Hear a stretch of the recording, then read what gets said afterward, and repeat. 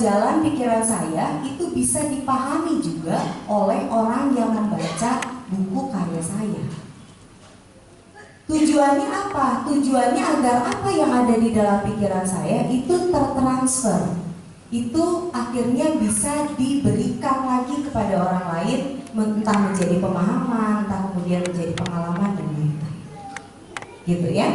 Jadi fungsi literasi itu dilakukannya secara sistematis dan juga teratur. Nah, ini tingkat kesulitan buat anak-anak disleksik salah satunya. Karena mereka harus berpikir secara sistematis dan teratur. Kemudian next. Ya, literasi dari beberapa literatur zaman dulu itu dipahami hanya baca, tulis, dan hitung. Kalau kita perhatikan, langsung keluar dia. Elizabeth Soulsby tahun 1986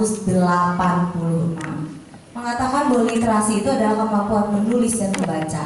Tahun 2006 tetap kemampuan menulis dan membaca. UNESCO tetap bilang bahwa literasi itu kemampuan menulis dan membaca. Ada beberapa literatur lain yang kemudian menyebutkan bahwa literasi itu adalah baca, tulis, dan hitung. Oke?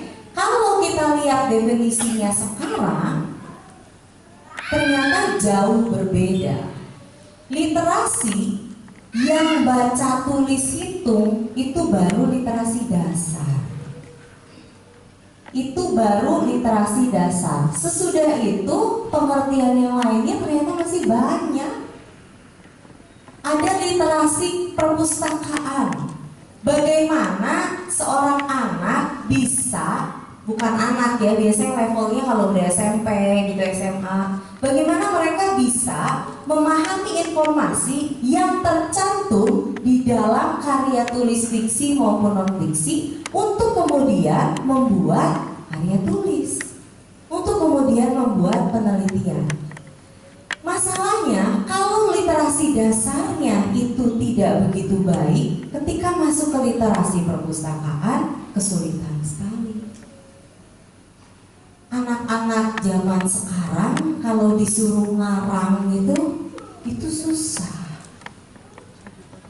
Karena tidak terbiasa dengan literasi perpustakaan. Hanya taunya literasi dasar dan itu juga diperkenalkan dengan cara yang mohon maaf kalau menurut saya agak kurang tepat.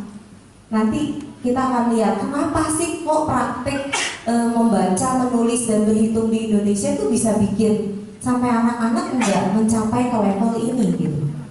Kemudian anak-anak juga harus tahu yang namanya literasi media. Sekarang muncul pengertian literasi media karena sekarang ada berbagai macam bentuk media. Informasi itu disampaikannya lewat berbagai macam bentuk media. Literasi kalau di zaman purba itu hanya ada literasi lisan. Kemudian muncullah literasi tulisan dan tulisannya belum terlalu banyak. Muncullah literasi dasar. Sesudah semua orang bisa menulis, informasi jumlahnya menjadi sangat banyak, semua bisa bikin penelitian, adalah literasi perpustakaan.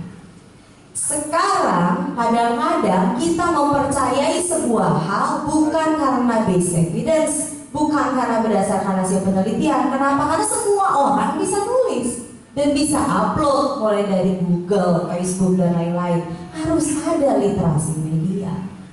Harus bisa membedakan yang mana yang hoax, mana yang bukan, mana informasi yang benar, mana yang bukan. Taunya dari mana kebenaran itu? Dari logikanya. Karena kalau tadi kita lihat, literasi itu kan upaya manusia untuk menyampaikan isi pemikirannya secara logis dan sistematis. Ya. Kemudian ada literasi teknologi, supaya nggak gagap teknologi. Bagaimana mulai dari si Google, Yahoo, kemudian pokoknya segala macam yang ada di internet itu bisa digunakan dan orang-orang paham etikanya. Kalau misalnya beberapa ini deh ya, beberapa marketplace misalnya, kita mau jualan nih, misalnya di Tokopedia, kemudian jualannya jualan sepatu. kita dapat misalnya kiriman testimoni yang dikirimkan secara WhatsApp dari seseorang.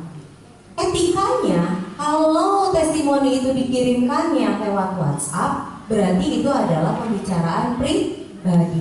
Ketika kita mau upload lagi di media sosial yang lebih besar, sudah seharusnya sama kita nomornya semua ditutup. Tapi rupanya ada juga banyak orang yang nggak mengetahui etika semacam ini.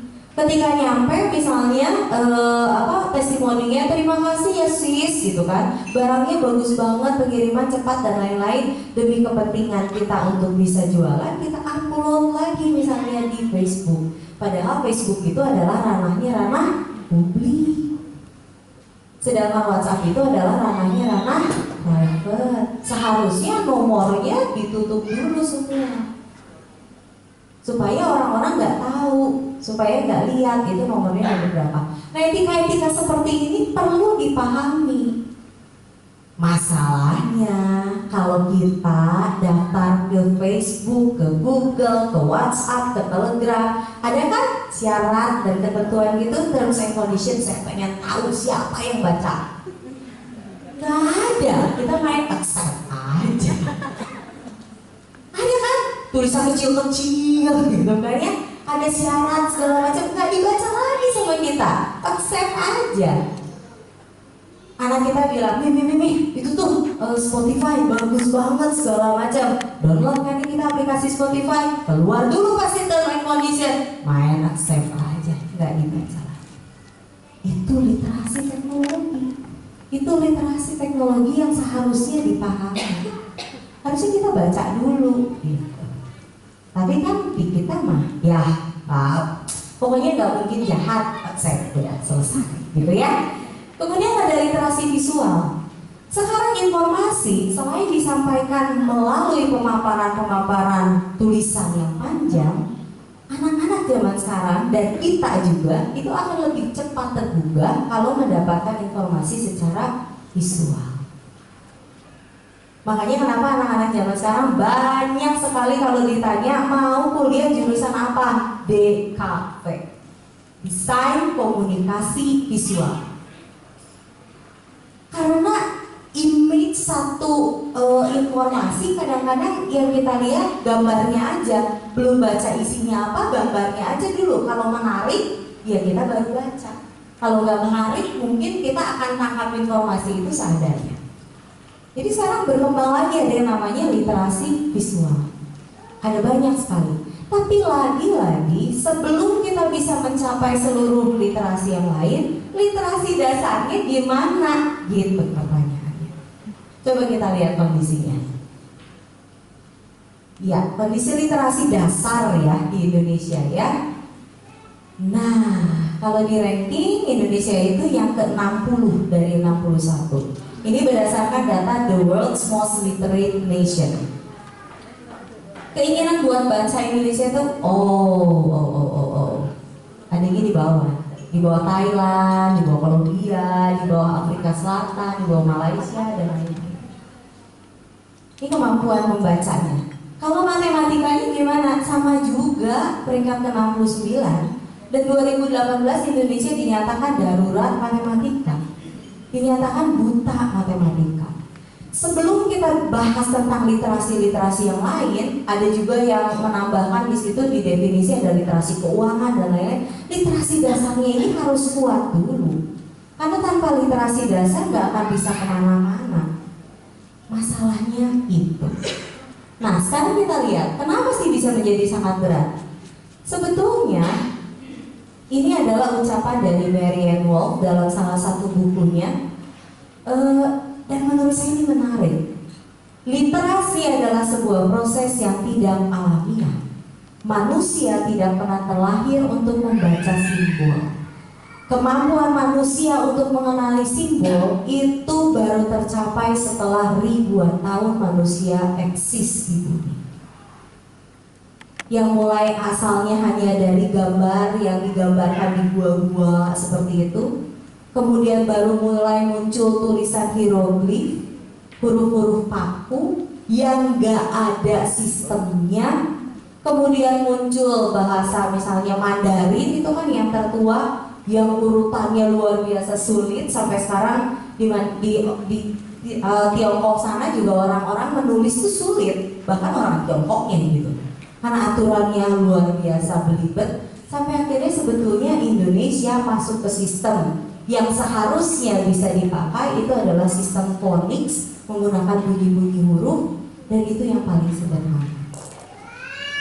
Jadi perjalanan ini mulai dari simbol gambar sampai akhirnya ada satu sistem yang namanya sistem phonics, membaca dengan cara phonics. Ini butuh perjalanan yang sangat panjang.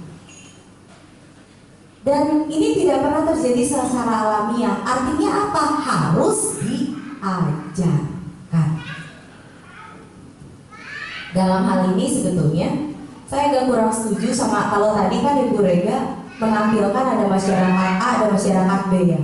Masyarakat B itu yang menganggap bahwa karena sulit, ya udahlah nggak usah gitu. Biarkan saja anak-anak ini senangnya gambar ya gambar. Mereka misalnya maunya main sepanjang harinya main gitu. Nah saya termasuk tipe yang juga kurang setuju dengan pendapat itu. Karena literasi itu harus diajarkan. Itu harus diajarkan. Ini bukan kemampuan alamiahnya manusia. Kalau ini menjadi kemampuan alamiah manusia, tidak mungkin peradaban mulai muncul ketika tulisan pertama kali ditemukan di Mesir. Seharusnya jauh sebelum itu dong. Jauh sebelum itu seharusnya udah disebut ada sejarah dong, ada peradaban. Ini tidak. Sejarah dimulai ketika Mesir menemukan tulisan untuk pertama kali, yang kemudian dilanjutkan oleh India, oleh Cina dan lain-lain. Artinya ini sebuah tantangan. Pertanyaannya hanya tinggal bagaimana cara mengajarkannya. Kalau ini harus diajarkan, bagaimana cara mengajarkannya? Apakah dengan pendekatan masyarakat A yang tadi Ibu Rega 10 hari pintar membaca gitu? Iya, berapa hari Bu? 7, luar biasa. 7 hari pintar membaca. Atau kita bisa cari pendekatan yang lain. Nah hari ini izinkan saya untuk share mengenai bagaimana caranya ya. Oke, ini adalah yes next. Oke, ini tadi udah dibahas sama Miss Rega sedikit, bahwa setiap anak itu punya periode sensitifnya, punya masa pekanya masing-masing. Kita jangan terlalu tergesa-gesa untuk ngajarin anak baca misalnya dalam waktu 7 hari udah harus bisa. Karena kalau kita lihat masa sensitifnya bahasa itu dimulai dari 0 sampai dengan 6 tahun. Jadi kita punya banyak waktu sebetulnya, 0 sampai 6 tahun untuk mengajarkan yang namanya baca tulis hitung ke anak-anak. Nanti kita lihat step-stepnya ya. Kita lihat step-stepnya supaya saya banyak praktek, semoga bisa. Ini adalah online untuk baca tulis. Sorry, sampai di situ dulu, stop dulu. Online literasi dasar baca tulis ini, yang pertama adalah mahir dengar. Sebelum mereka bisa membaca dan menulis, mereka harus dulu punya kemahiran untuk mendengar. Dengar apa? Macam-macam. Nanti kita bahas ya. Kemudian yang kedua adalah sadar fonologi. Yang ketiga itu adalah phonics, dan yang keempat itu adalah bank kata. Struktur ini diperkenalkan oleh Profesor Ong Kuai Hoon dari Malaysia. Beliau itu yang menciptakan yang namanya metode phonics tapi dalam bahasa Melayu. Dan kemudian dalam pelatihannya beliau ke Indonesia, beliau bareng-bareng dengan Profesor Tortok dari UI kemudian menciptakan yang namanya apa ya? Kalau disebut panduan belum, karena belum dicantumkan dalam jurnal, tapi beliau membuat kerangka tentang cara membaca seperti apa. Kebetulan bulan Februari nanti buku saya yang berkaitan dengan hal ini judulnya Peekaboo. Peekaboo judulnya. Saya masih pilih sebetulnya lebih baik Peekaboo atau Cilumba ya.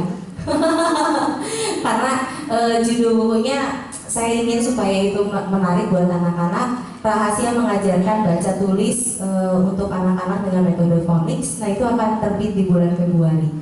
Jadi pada bulan Februari nanti itu akan diterbitkan oleh Grasindo anak perusahaan Gramedia, mengenai urutan dari membaca dengan pendekatan fonik seperti apa berdasarkan penelitian dari Profesor Om. Nah, keempat pilar ini yang menjadi outline membaca dan menulis anak-anak di usia 0, tepatnya di usia 0 sampai 6 tahun. Ya, kita lihat dulu satu-satu. Ya, Ibu yang mengajar Montessori pasti ini tahu. Ini disebutnya adalah soundbox. Oke. Ini adalah soundbox. Mahir mendengar usia 0 sampai 3 tahun itu terjadi secara subconscious. Bapak Ibu, siapa yang pernah dengar masalah seperti ini? Kalau anak terlambat bicara, yang pasti disalahkan itu adalah ibunya. Akan dicari kebiasaan ibunya yang dianggap tidak ngajarin anak itu ngomong. Ibunya terlalu sibuk sih, anaknya pakai gadget, gak diajak bicara dan lain-lain. Itu betul atau salah? Itu betul atau salah? Betul. Ketika orang-orang di sekitarnya tidak mengajak anak itu bicara usia 0 sampai 3 tahun, kemahiran mendengar dia secara subconscious itu kurang. Itu betul sekali. Tapi sedihnya sekarang banyak juga ibu-ibu milenial, ibu-ibu zaman now gitu ya, mican, mami-mami cantik gitu ya. Itu yang kalau pergi dengan anaknya bukan sibuk ngajakin anaknya ngomong, tapi cuma ngasih gadget. Apalagi saya tuh sedih banget kalau misalnya lihat di food court kayak gitu, anak didudukin di baby stroller, kemudian gadgetnya di depan, dan dia disuapin tanpa perjuangan. Dia tuh cuma yang, aduh saya sedih banget itu. Tapi ini Indonesia, saya nggak bisa yang, Bu maaf jangan gitu dong, kasihan. Wah, saya bisa dihujat mungkin ya. Tapi itu sedih sekali loh saya lihatnya. Usia 0 sampai 3 tahun kemahiran mendengar itu terjadi secara subconscious. Anak dengar apapun dari siapapun tanpa filter, tanpa batasan benar dan salah. Ketika kita bicara di depan anak-anak semuanya adalah rentetan bahasa binatang, anak-anak juga akan dengar. Ketika kita bicara di depan mereka dengan kata-kata yang baik, dengan kata-kata yang halus, kata-kata yang terstruktur, mereka juga dengar. Makanya sebetulnya kalau ngajarin ke anak-anak tuh, misalnya anak usia 0 sampai 3 tahun, ih itu lucu ya, gegok, kamu siapa namanya, minum cucu, aduh itu merusak sekali itu. Tapi sampai sekarang masih ada loh yang seperti itu. Minum cucu mau, cucu, bobo gitu kan. Kecilnya diajarin ini gogok, ketika udah besar sedikit dibilangin ini anjing, kan beda. Kenapa gak dari awal aja diajarin ini anjing gitu loh? Atau misalnya orang tua yang agak ke Inggris-Inggrisan, ini dog, ini tapi dog itu kan ini, geli ya. Kalau mau pakai dog tuh pakai this is gitu loh ya, this is dog gitu, itu baru betul. Ini kan ini dog gitu kan, ini dog itu chicken.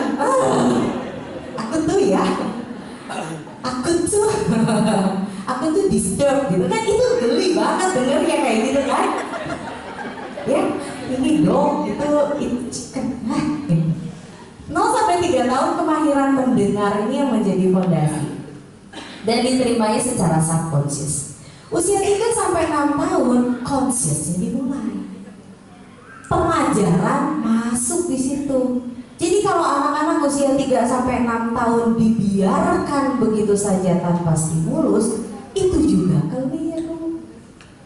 Karena ini harus dibangun. Literasi itu bukan sesuatu yang ditemukan sekali jadi, tapi ini proses ribuan tahun. Proses ribuan tahun sama anak-anak harus dikuasai dalam waktu 7 hari. Ya betul, luar biasa sekali ya. Ini prosesnya ribuan tahun. Jadi usia 3-6 kita wajib kasih stimulus. Gitu ya.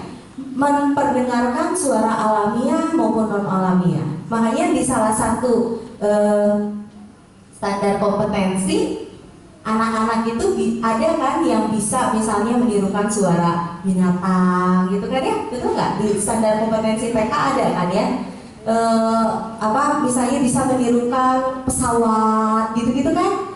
Yang kalau misalnya ini ditanya kalau suara anjing gimana, suara monyet gimana, gitu kan? Ya, yang seperti itu tuh memang melatih kemahiran dia untuk mendengar, mendiferensiasi berbagai macam bunyi yang ada di sekitarnya. Sebelum nanti masuk ke mendiferensiasi berbagai macam bunyi huruf. Bedain wah dengan be kan gampang ya. Kalau bedain g dengan b kan susah. Jadi harus mulainya dari situ dulu, membedakan wah gitu dengan b, baru kemudian membedakan b dengan g, dengan d, dengan p, dengan t, gitu kan. Ya. Kemudian, nah ini artis Korea. Saya menciptakan lagu ini beberapa tahun lalu ketika anak saya mau diajari mulai membaca. 3 tahun waktu itu, tapi tidak ada satupun lagu fonetik dalam bahasa Indonesia. Karena di dalam sadar fonologi itu yang pertama harus dikenal adalah sadar fonem. Fonem itu adalah bunyi huruf terkecil yang memberikan perbedaan makna. Tas dengan gas, perbedaannya ada di t dengan g. Itu adalah fonem. Jadi anak harus bisa membedakan sampai ke bunyi yang paling kecil. T berbeda dengan g. Jadi kalau ini dengan t jadi tas. Kalau t diganti g jadi gas. Kalau g diganti r jadi ras. R diganti o jadi las dan seterusnya. Ini adalah fonem. Baru kemudian sadar suku kata. Bahwa kalau misalnya gas itu berapa suku kata? 1. Kalau misalnya bilangnya misalnya apa? Bambu berapa suku kata berarti itu? 2. Gitu ya. Nah, anak saya waktu umur berapa ya? Anak saya yang kedua 2 tahun gitu, 2 tahun atau 3 tahun lupa saya. Kalau dia bilang mau pergi ke Pangandaran, dia selalu bilangnya, ayo mami kita ke Pandaran. Pandaran. Nah itu sebuah masalah. Seharusnya kita langsung memperbaiki itu karena ada sadar suku kata. Makanya pada waktu itu saya bilang bukan Pandaran, Pangandaran. Ternyata dia nggak bisa denger juga. Akhirnya saya bilang gini, itu bilangnya gini nak, Pangandaran. Mengasosiasikan berapa jumlah suku kata dengan jumlah temukan. Pangandaran. Baru dia tahu, oh dalam satu kata itu ada 4 silabel. Ini dipelajarinya oleh anak usia 3 sampai 6 tahun. Tapi tiap kali dia mau ke Pangandaran jadi bilangnya gitu, mami ayo kita liburan ke Pangandaran gitu. Jadi dia harus tepuk dulu baru bener ya ngomongnya ya. Gak apa-apa kan disleksi, pembenaran banget. Setelah sadar suku kata belum, baru kemudian akan menjadi sadar kata. Dan sesudah sadar kata, baru kemudian menjadi sadar rima. Dari semua lagu di Indonesia ya, kayaknya cuma lagu Balonku loh yang ada rimanya. Balonku ada 5, rupa-rupa warnanya, hijau, kuning, kelabu, merah muda, dan biru. Sadar rima. Sadar rima. Kalau anak-anak sekarang baby shark rimanya nggak tahu ada di mana sih ya. Tapi zaman dulu ada lagu-lagu seperti itu yang rima gitu, yang bagus sekali jadi bunyinya. A A A U seperti itu. Kalau di luar, di Inggris, wah banyak banget. Rhyme song, wah banyak sekali. Balatak gitu ya. Bahasa Sundanya Mbak ya. Lagu itu tuh. Kalau di Indonesia jarang. Jarang. Hanya lagu balonku yang saya, oh iya itu rima ya. Itu ada rimanya. Dan ini penting sebetulnya buat anak-anak. Oke, kita lihat sedikit aja ya lagu fonetik Indonesia seperti apa. Di YouTube sekarang jadi ada 2 lagu fonetik Indonesia.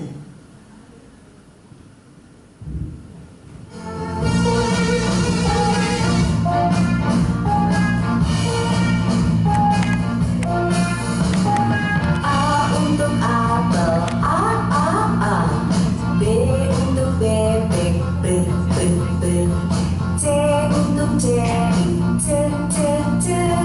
D untuk domba, D D D. E untuk ekor, E E E. F untuk fairy. G untuk gajah, G G G. H untuk harimau.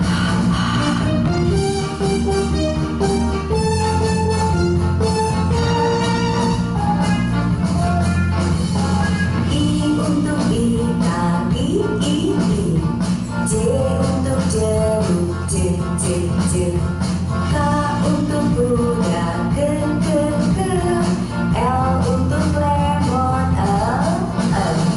M untuk mama, M. N untuk nuri, N. O untuk orang, O O O.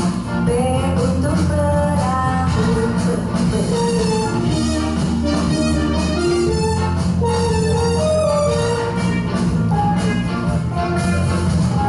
Q untuk Quran, Q Q Q.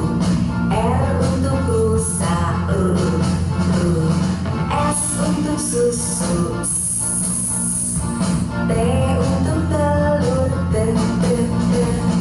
U untuk uang, U U. V untuk vaksin, W untuk wajah, W W W. X untuk xilofon, dan akhirnya huruf Y untuk yoyo, Y Y Y. Dan huruf Z untuk zebra. Itulah huruf dan bunyinya. Ayo ulang sekali lagi. Ya, ulangi nanti ya sama anak-anak ya. Wah, terima kasih. Itu tuh gak ada artis yang mau di-hire, jadi aja harus nyanyi sendiri. Waktu lagu ini diciptakan, saya lagi pulang balik Jakarta Bandung untuk ambil salah satu pelatihan. Dan anak saya yang paling kecil waktu itu dia 3 tahun, sepanjang perjalanan minta lagu ini. Dan saya gitu ya, kadang-kadang kita yang oh my god bosan sekali, tapi dia terus ayo mami nyanyi lagi, untuk apa ya, nyanyi lagi gitu. Bayangkan perjalanan macet di Bekasi gitu ya, dan kita sudah sangat lelah, udah apa, tapi anaknya masih sangat semangat, ayo nyanyi lagi, ya baiklah gitu. Jadi lagu tadi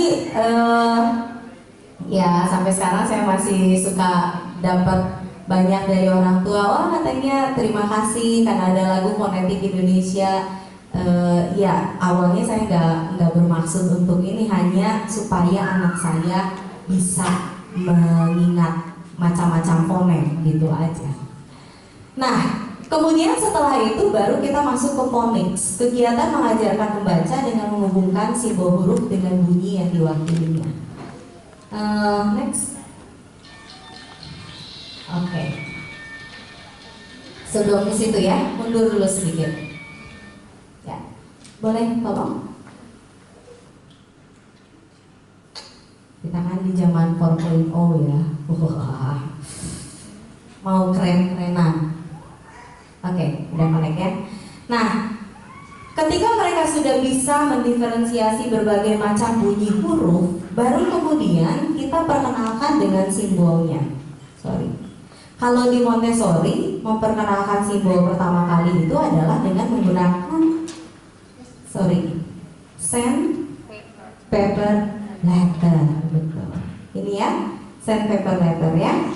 Nah, hanya agak beda berdasarkan hasil penelitian dari Profesor Toto dan juga hasil penelitian dari Profesor Toto. Seharusnya yang diperkenalkan pada anak pertama kali itu adalah A, B, dan T.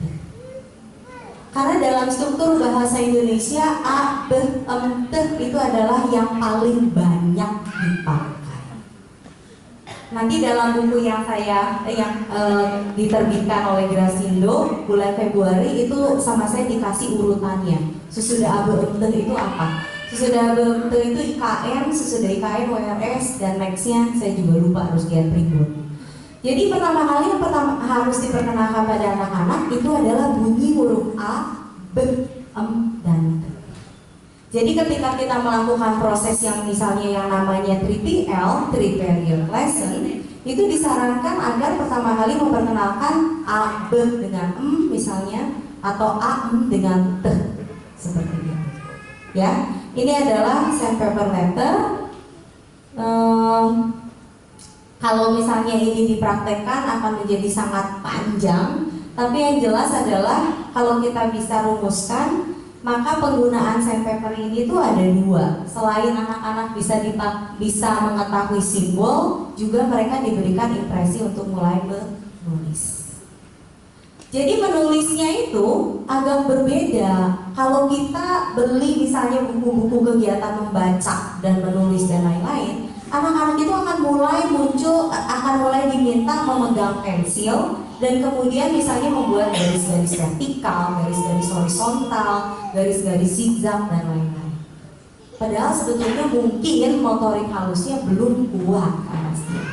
Kalau yang Montessori pakai, berarti di sekolah Ibu Rega juga pasti ada, itu adalah teknik menggunakan tracing. Jadi menulisnya itu dengan meraba. Dan ini sebetulnya sejalan dengan apa yang diusulkan oleh UNESCO, terutama berkaitan dengan pendampingan anak-anak yang disleksik. Karena anak-anak disleksik itu mereka harus diberikan pendekatan multisensori. Salah satunya ini, mereka bisa pegang, mereka bisa raba dan lain-lain. Sebelum akhirnya nanti menulis menggunakan pensil, gitu ya. Nah, kemudian kegiatan lain juga selain menggunakan sandpaper letter itu adalah ini.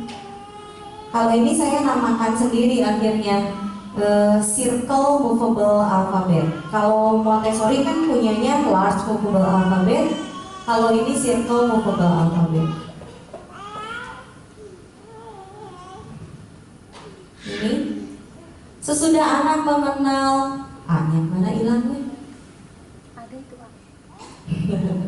Sesudah anak mengenal berbagai macam bunyi huruf, menggunakan lagu fonetik, kemudian diperkenalkan dengan sandpaper letter, maka kemudian keterampilan dia untuk mengenali fonik sama kita harus ditingkatkan. Nah, kelihatannya? Oke. Kegiatannya biasanya seperti ini. Kita ambil A, B, T dulu.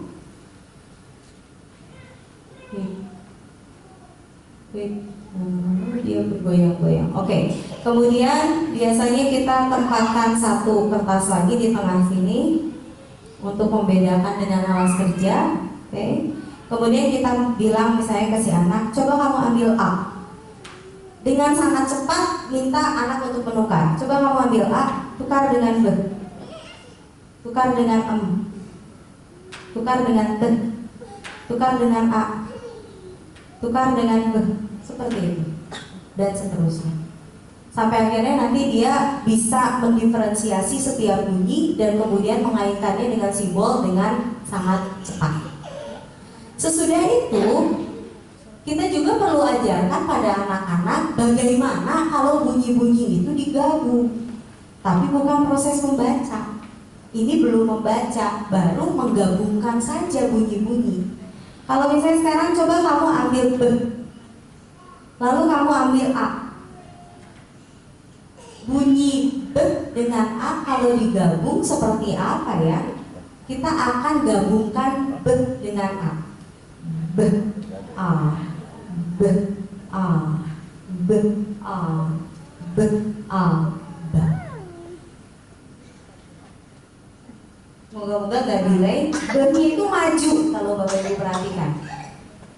B, A, B, A, B, A, B, A, B.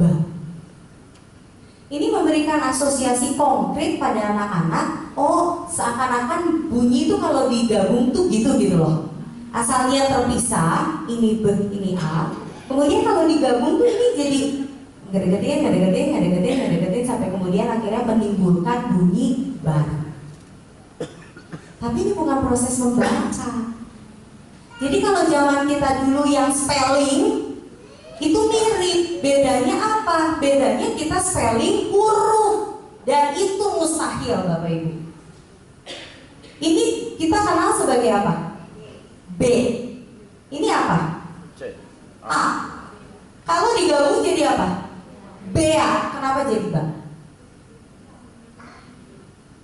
Kan aneh jadinya. Makanya waktu anak saya diminta untuk menuliskan becak, yang dia tulis apa? B, C, A. K-nya sih udah lewat, udah nggak kedengeran sama dia. Karena kita kan tidak terbiasa untuk bilang gini, coba tulis becak, coba tulis becak. Kita nggak pernah ngomong gitu. Coba kamu tulis becak, nggak pernah. Kita masih ngomongin becak, tulis becak. Nanti tiba-tiba keluar K-nya gitu loh. Kenapa jadi harus ada K?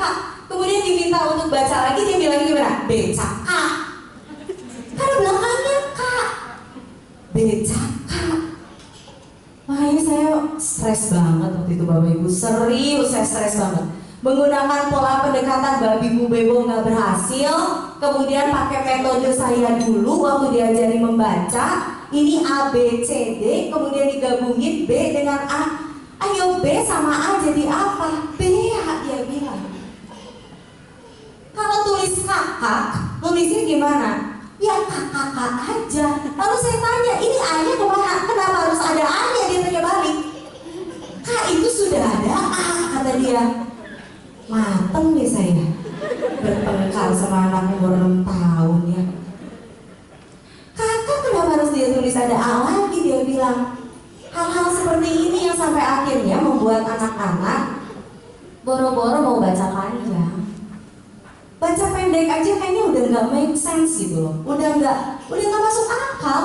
Baca pendek aja sulit banget buat mereka. Mereka harus bisa membedakan bahwa becak itu memang pakai E gitu. Tapi kalau saya bilang BCA nggak boleh pakai E, kan diskriminatif ya. Kalau tulis becak harus ada E-nya, tapi saya bilang BCA, kok nggak boleh jadi BE, CEA? Itu kan diskriminatif banget, dan itu sulit. Tapi zaman dulu misalnya anak-anak kayaknya nggak nemuin masalah, waktu kita juga baca nggak nemuin masalah. Balik lagi tadi Bapak Ibu, kemampuan mahir dengar kita itu tidak dirusak oleh teknologi. Paling jauh apa sih kita? Si Unyil. Itu juga seminggu sekali. Sisanya apa? Berpacu dalam melodi gitu ya. Kalau anak-anak sekarang kemahiran untuk mendengarnya udah kurang. Meningkat ke usia 3 sampai 6, belajarnya fondasinya tapi udah nggak kuat, berantakan. Kira-kira gitu ya. Nah ini adalah untuk kegiatan-kegiatan untuk meningkatkan phonics. Dalam buku yang nanti diterbitkan ini semua sama saya ditulis. Nah kalau bisa menggabungkan B dengan A dengan B juga kan menjadi sangat mudah digabung. A, B, A, B, A, B, A, B, A, B. Gampang.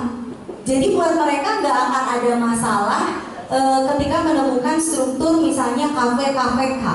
Kalau anak-anak sekarang ketika mereka belajar babi bu bebo, disuruh untuk menulis bumbu, huruf apa inilah? M.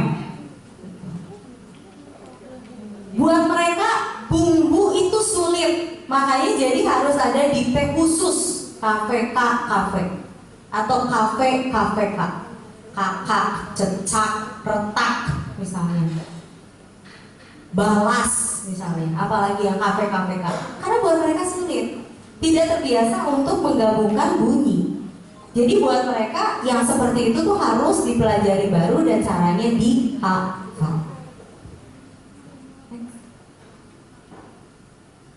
Balik ke slide ya. Oke. Nah, kemudian selanjutnya sesudah mereka mengenal yang namanya phonics, barulah masuk ke tahapan yang namanya membaca.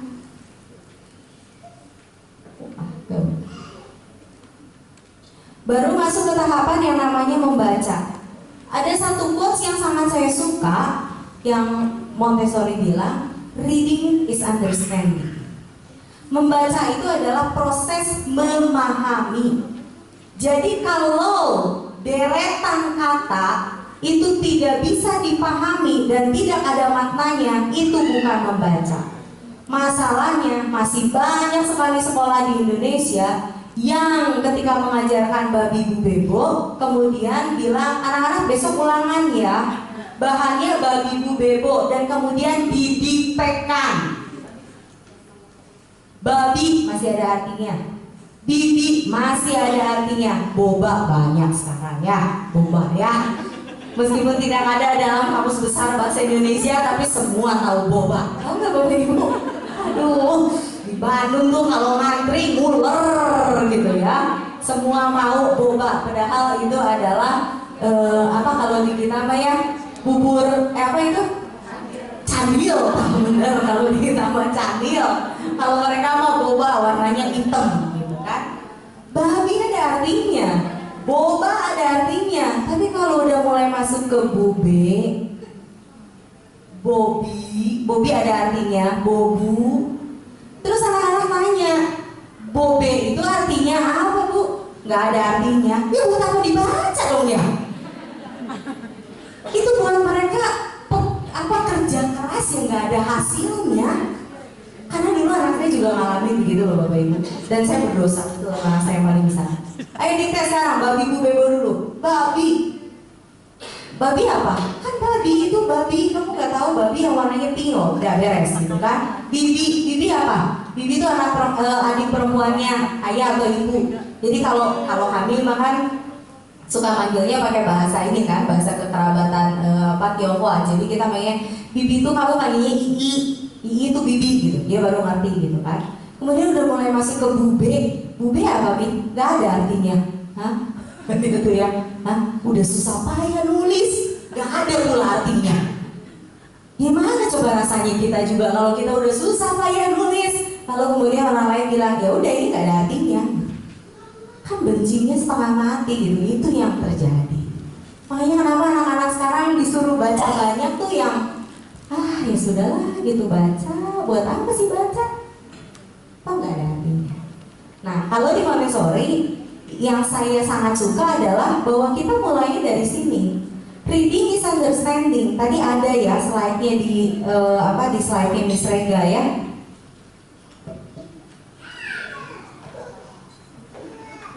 Ketika kita minta anak untuk membaca,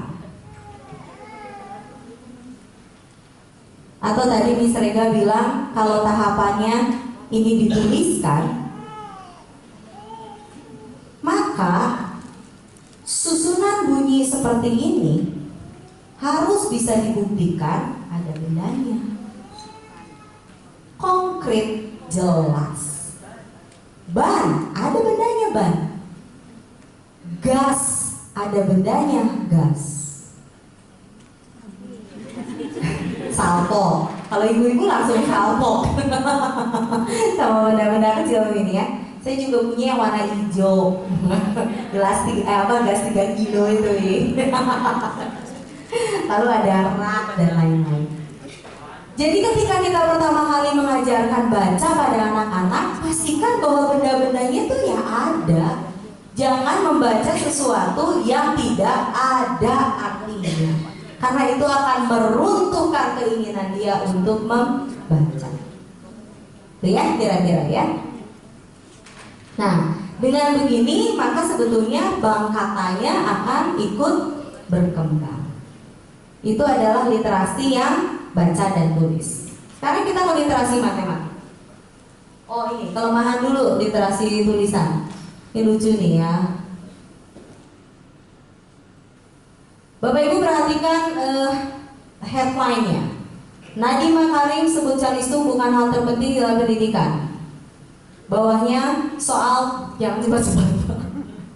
Bawahnya soal pro kontra calistung di PAUD, ini 5 tanggapan Mendikbud Nadiem. Bapak Ibu dari 2 headline itu ada perbedaan atau dua-duanya sama? Kesan yang ditimbulkan gimana? Yang pertama, Nadiem Makarim sebut calistung bukan hal terpenting dalam pendidikan. Yang kedua, soal pro kontra calistung di PAUD, ini 5 tanggapan Mendikbud Nadiem.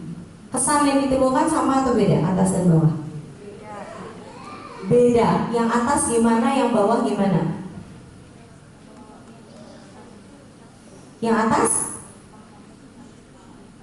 Yang atas kenapa Bu?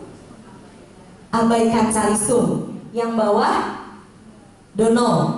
Yang bawah nggak kelihatan. Iya betul. Bapak Ibu, kalau di dunia sosial media seperti ini, wah udah bukan rahasia, ada yang disebut sebagai clickbait. Media-media tertentu tuh menggunakan bahasa apa saja untuk membuat orang tertarik dan ngeklik, gitu ya. Ini adalah salah satu kelemahan literasi tulisan yang kemudian dipakai dijadikan cara, dijadikan alat untuk menangkap orang-orang yang memang kemampuan literasi dasarnya nggak begitu baik. Kalau guru-guru lihat yang atas, guru-guru misalnya yang maaf sekali, yang pendidikannya terbatas gitu, baca Nadiem Makarim sebut calistung bukan hal terpenting dalam pendidikan, bisa-bisa besok dia ngadep ke kepala sekolah dan bilang kata Pak Menteri juga nggak penting.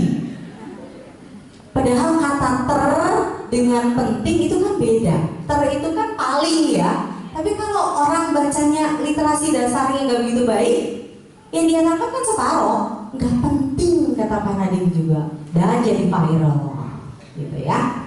Kalau yang bawah memang kan tidak begitu menarik. Soal pro kontra calistung ini tanggapannya, harus baca, nggak ada gitu artikel yang udah langsung kesimpulan kan, gitu kalau di Indonesia. Kalau yang atas tuh dia clickbait banget. Jadi seakan-akan memang sengaja dibuat supaya orang tertarik masuk. Padahal nanti kalau udah di dalam isinya sama aja. Jadi kelemahan literasi tulisan yang pertama sifat multifungsi. Dia tuh mempengaruhi secara emosi, afektif, dan juga simbolik. Kemudian yang kedua, artinya itu tidak eksak, tidak clear, tidak pasti, bisa multitafsir. Kemudian konotasinya membangkitkan emosional. Ada emosional yang terbangun. Makanya kalau mau jualan zaman sekarang harus belajar yang namanya copywriting, dibangun emosionalnya. Kalau dulu bahasa iklan kan cuma satu, misalnya kecap nomor 1, misalnya gitu kan, si dari Malika hitam gitu ya, apa langsung. Kalau sekarang kan enggak. Kalau sekarang harus ada copywritingnya dulu. Misalnya, Bapak Ibu ingatkah ketika misalnya, atau kalau enggak, ini 5 rahasia keluarga harmonis, bawahnya kecap gitu kan. Harus ada dulu copywritingnya. Zaman sekarang jualannya begitu Bapak Ibu. Jadi kalau nggak bisa nulis nggak bisa jualan. Ya, karena kan begitu ya. Lihat semua pakai cerita, konotasinya bersifat emosional. Kemudian next, berbeda sekali dengan matematik. Kalau kita lihat matematika, ya kita agak cepat aja ya. Ini juga logika. Oh, saya nggak tuliskan di situ. berbeda sekali dengan matematika. Kalau matematika itu sifatnya dia eksak dan dia sifatnya akurat, presisi, tidak membangkitkan emosi apapun. Misalnya gini deh, saya tanya, orang yang ada di ruangan ini banyak atau sedikit? Kalau pertanyaan saya banyak atau sedikit, berarti itu literasi tulisan dan lisan. Bapak Ibu bisa jawab banyak kalau dibandingkan misalnya dengan apa. Tapi Bapak Ibu juga bisa jawab sedikit karena misalnya masih ada bangku-bangku kosong. Atau misalnya dibandingkan dengan jumlah penduduk yang ada di Cirebon. Itu membangkitkan emosi. Kita yang hadir di sini bisa merasa senang. Oh, banyak yang datang. Kalau kitanya misalnya selama ini ikut dalam seminar-seminar kecil. Tapi kalau kita terbiasa misalnya ikut dalam seminar yang ribuan, ketika masuk ruangan ini, yeay, cuma segini, membangkitkan emosi. Tapi kalau saya bilangnya, jumlah orang di ruangan ini misalnya 87, ada emosi nggak di situ? Clear, straight, langsung, akurat, presisi. Jumlah orangnya berapa? 87. Ya udah, 87, stop sampai situ. Nggak jadi banyak, nggak jadi sedikit, nggak jadi lebih, nggak jadi kurang. Makanya kemudian matematika itu juga tergolong di dalam salah satu literasi.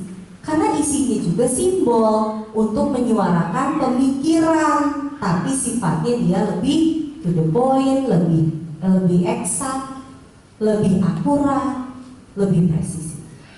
Gitu ya. Nah, karena sifatnya yang seperti itu, maka matematika itu harus diperkenalkan dari konkret ke abstrak.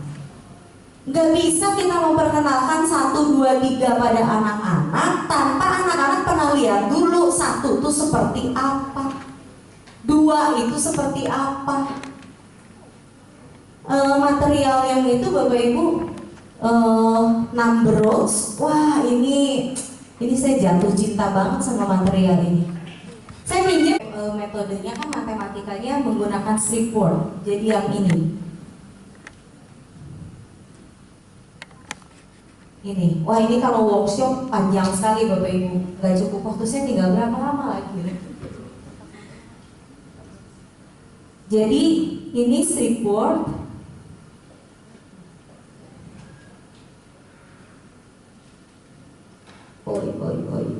Ya. 9 ditambahkan 9 itu akan selalu membentuk ikatan bilangan dengan 1 sehingga membentuk 10. Kenapa? Karena tingkatan bilangannya tadi kan jelas. Satuan itu akan kalau sudah ada 10 pindah dia jadi puluhan. Jadi yang ini, betul? Kalau ininya ada 10, dia akan pindah menjadi ratusan. Dan kalau ratusannya ada 10, dia akan pindah menjadi ribuan. Nah, konsep ini juga tetap dipakai. 9 harus jadi 10 dulu. Berarti 9 butuh 1.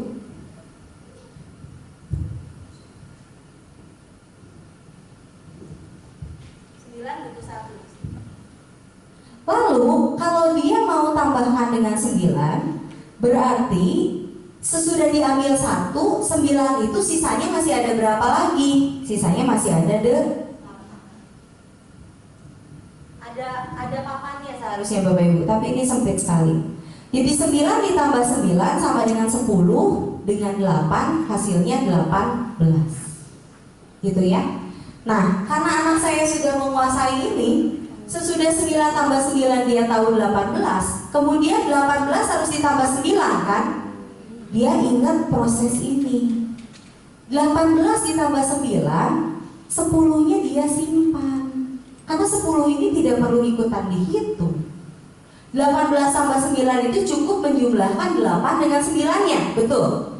8 tambah 9 dia sudah tahu 17. 17 itu berarti ada puluhannya 1, lalu ada satuannya 7 kan? Ini masih ada 1 lagi, menjadi 27.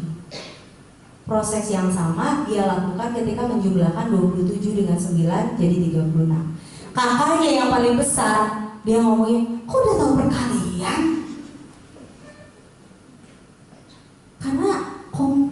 yang disampaikan.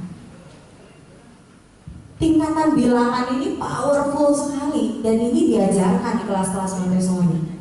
Jadi kalau misalnya ada yang bilang bahwa Montessori gak ngajarin calistung, wah, dia harus lihat ya, Bu Rega ya, harus lihat open house-nya barangkali. Karena di dalamnya itu material peraganya lengkap sekali untuk mengajarkan matematika kanak-kanak. Lengkap sekali. Untuk baca tulisnya ada, kemudian untuk berhitungnya juga ada. Dan ini yang diberikan pemahamannya adalah pemahaman konsep, bukan drilling.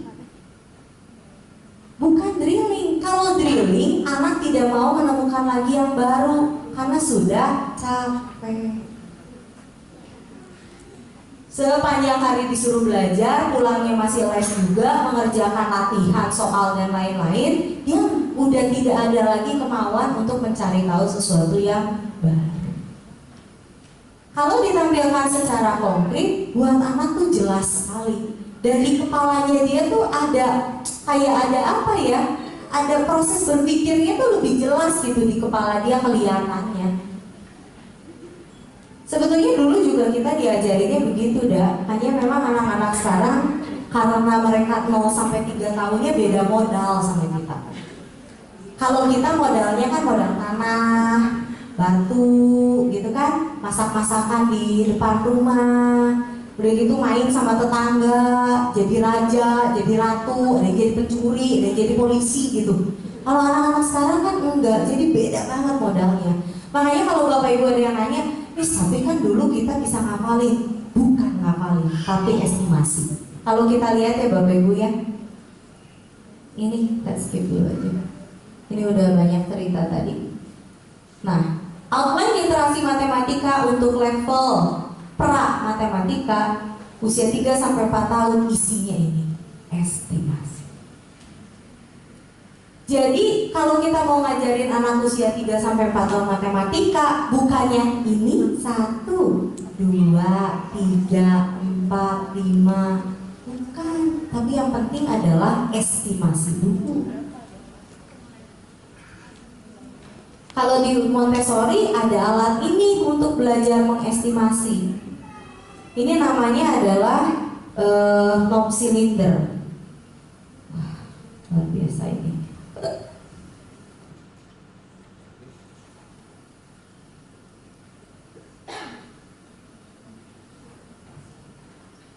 Ya, ini knob cylinder. Ini menunjukkan ukuran yang paling kecil, nggak kelihatannya. Belum. Nah, kecil banget kan? Sedangkan ini menunjukkan ukuran yang paling besar. Satu knob cylinder ini isinya ada 10. Jadi sebetulnya ini memperkenalkan pada anak-anak 1 sampai 10. Tapi secara konkret. Nah, kalau material ini dipakai oleh anak-anak yang tidak bisa mengestimasi, Bapak Ibu, biasanya caranya mereka begini nih ketika memasukkan knob cylinder. Misalnya kita minta mereka untuk masukkan ya, mereka tuh gini loh. Satu-satu, gak bisa mengestimasi. Jadi kalau misalnya Bapak Ibu mau adakan material ini di rumah, kemudian cek aja cara anak Bapak Ibu gimana.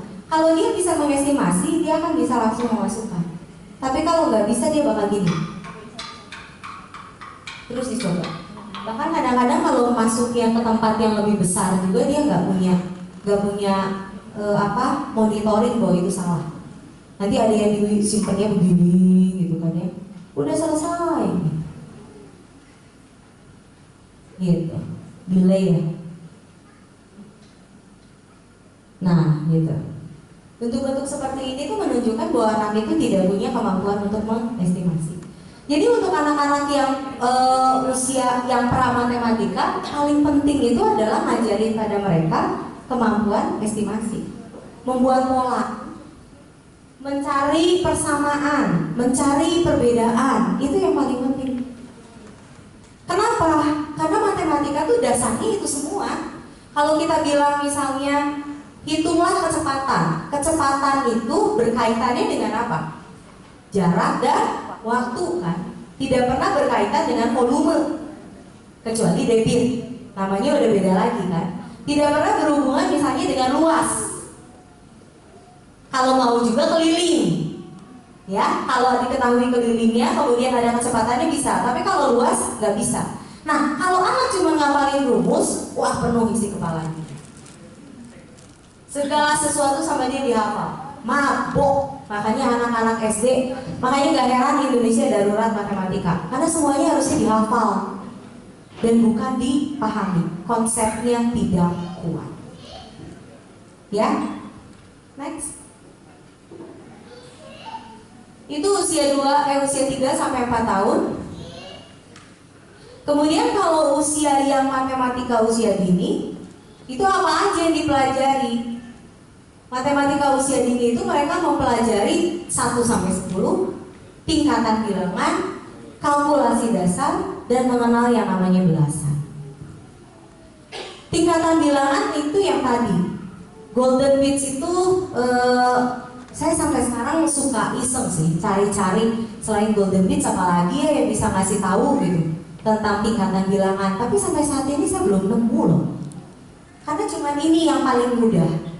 Kalau misalnya yang lain dulu ingat gak kita lidi-lidian, bikin lidi gitu kan, ngumpulin lidi, kan nggak pernah ada yang nyampe 1000. Betul nggak?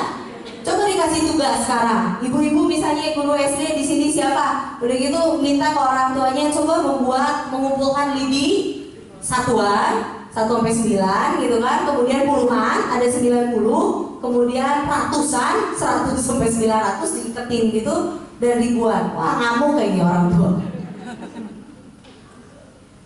Nggak ada lagi yang menggantikan sampai sejauh ini. Dulu saya pernah coba pakai kertas lembaran Bapak Ibu. Jadi kalau 1 tuh pakai persegi gitu kecil ya. Kalau 10 berarti kan ke bawah gitu. 100 gitu ya. Waktu udah bagian 1000 saya bingung juga gimana bikinnya. Karena 1000 gitu. Masa sama saya harus digelar gitu kan ininya kertasnya panjang sekali kan nggak mungkin. Golden Bits ini yang paling enak. Dan ini kepake terus. Tingkatan bilangan tuh kepake terus. Kalau di level SD, Golden Bits yang tadi kan hanya belajar tentang satuan, puluhan, ratusan, ribuan ya. Kalau untuk SD itu bisa untuk desimal. Pola pikirnya gimana? Pola pikirnya gini, sesuatu yang bisa diperbesar sama kita bisa diperkecil. Jadi kalau level yang paling kecil itu unit atau satuan, kemudian diperbesar menjadi puluhan, diperbesar lagi jadi ratusan, diperbesar lagi jadi ribuan, maka kalau diperkecil 10 namanya jadi persepuluhan atau 0,1. Diperkecil lagi 10 namanya perseratusan 0,01. Diperkecil lagi 10 namanya berseribuan. Jadi konsep berpikir seperti ini tuh wah ini penting dan powerful sekali. Anak-anak kami itu anak-anak diskalkuli yang ada di sekolah. Di homeschooling kami itu anak-anaknya diskalkuli. Ngitungnya juga aduh luar biasa ketika pertama kali masuk Bapak Ibu.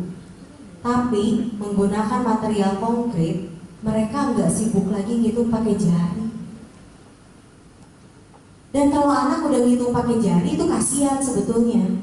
Karena kapasitas jari kita tuh nggak banyak, cuma ada segini-gininya. Ketika diminta untuk menghitung kayak tadi 9 tambah 9 tambah 9 tambah 9, gimana caranya? Mau pakai kaki juga udah gak cukup, minjem kaki temennya yang mana bisa gitu kan. Jadi ada banyak hal lah yang menjadi PR kita sama-sama. Yang jelas gerakan untuk mengajarkan matematika secara konseptual ini mulai ada di Indonesia.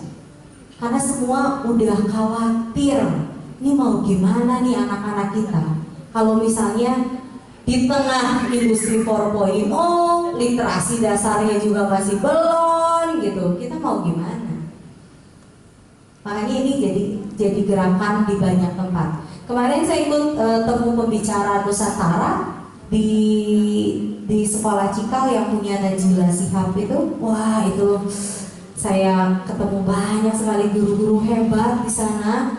dan terinspirasi sekali dengan kemerdekaan mereka untuk menciptakan metode baru, penemuan baru dalam mengajarkan materi-materi pembelajaran. Wah, pokoknya keren sekali. Nah, kita harus merapat sama orang-orang yang seperti itu, yang mau mendobrak pendidikan gitu. Jangan kalau kita udah tahu ada yang keliru kemudian kita diem aja gitu. Kita harus berani buat ikutan dobrak. Sama Pak Menteri juga udah boleh kok ya. Kan ya, nggak perlu nunggu kata Pak Nadiem kan, boleh kok. Nah, itu matematika SD, decimal system operation, pecahan, geometri, banyak sekali. Dan bahannya luar biasa banyak. Gak akan mungkin sama saya di-share hari ini. Yang jelas adalah saya yakin Bapak Ibu yang hadir saat ini, berapa orang coba yang tahu rumusnya keliling lingkaran? Cuman Ibu, luar biasa, Ibu harus dapat buku. Wow, cuman Ibu. Dari seluruh peserta yang hadir hari ini, cuman Ibu yang tahu keliling lingkaran. Tapi saya harus tes dulu, betul nggak keliling lingkaran? Apa Bu rumusnya Bu? Pi dikali diameter. Ibu guru atau orang tua? Guru curang. Di Indonesia memang yang pintar cuma guru. Guru apa Bu? Oh, guru TK. Oke, TK di tempat Ibu udah belajar keliling lingkaran. Silakan Bu. Ya, ini judulnya Fantastic Journey. Oke, pengalaman kami waktu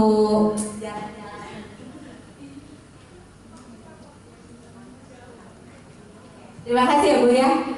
Nah, dari sekian banyak orang yang hadir hari ini, cuma satu yang tahu rumus keliling lingkaran.